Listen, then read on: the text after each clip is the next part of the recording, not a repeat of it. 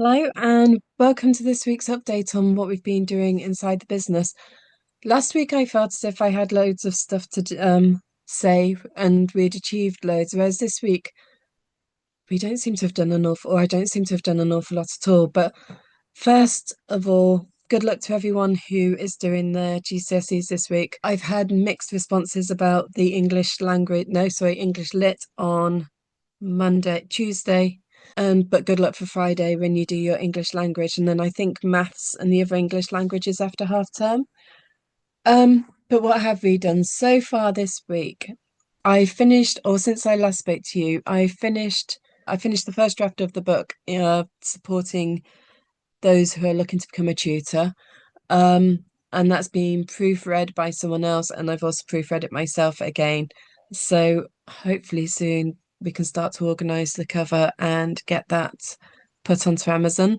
What else have we done? I've just uploaded the this week's podcast, which was based on removing the dread out of reading out loud. Um, Tomorrow we have our free lesson, which is going to be based on square numbers. So if you want to join us for that, please do ask me for the link and I'll more than happily send it over to you. Day with Alfie yesterday, which was fantastic. My grandson, and I think that's it, to be honest. I mean, it feels as if you're always busy, busy, busy doing stuff. But when you actually look back and go, okay, what have I done? Not a lot really. But finishing the first copy of the book did take quite a long time. Um, I was also actually working with a girl on Monday, and she was telling me her long-term goal is to be an equine vet. And in order to do that, she needs three A's at A level. At the minute, she's in year 10. But at the minute, she's not feeling motivated to revise. And a year or so ago, so we were sat there and we were talking about different things she could start to do now to try and increase the motivation. Like I said to her, one of the things I do is each night I write down what I've done today to get me closer to achieving my long-term goal.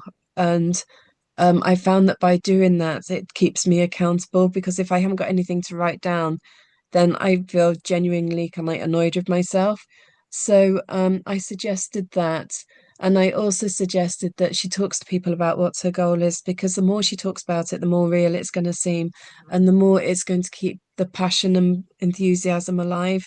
Whereas while it's just an idea in her own head, it's harder to be excited about it. Um, and also by talking about it, it keeps it front of mind, and so you're more likely once again to think about it. And it's easier then when you kind of like sat down and think, okay, I need to do this, but you can't be bothered why. When your goal is front of mind, it makes it so much easier to actually get on and do it. I also spoke about what I suggested she did was we would when we do our lessons, if she lets me know a list of the different things that she's struggling with, we can make sure that over the next year before her exams we can focus on those. But also, if as we're working, she creates a kind of like how-to book of instructions. And so with each, whether the things she finds straightforward or things that she's struggling with, if we kind of create a how-to page, as if she was explaining it to her younger sister or her dog, the horse, or whoever, um, so that when she comes to revise, it's there for herself. But by doing it as if she's explaining it to someone else, it will mean she has to break it down to a level that she understands it herself rather than just copying down a formula that has no meaning. And I also suggested when she does it, she makes it bright and colourful, partly because that way when she comes to revise for her exams next year, it's going to be more visually appealing. So you're more likely to actually look at it than if it's just a piece of black paper with some black handwriting on, or blue handwriting, or whatever colour biro it is you normally use. But also by using multiple colours, you're opening more neural pathways, and so it is more likely to stay in your memory than if you just kind of like use black pen, or you just read through your notes, or you just highlight your notes or whatever. So that was my suggestion. I don't think there's much more to say this week, apart from have a good week, and next week's half term. So have a great week. Take care. Bye.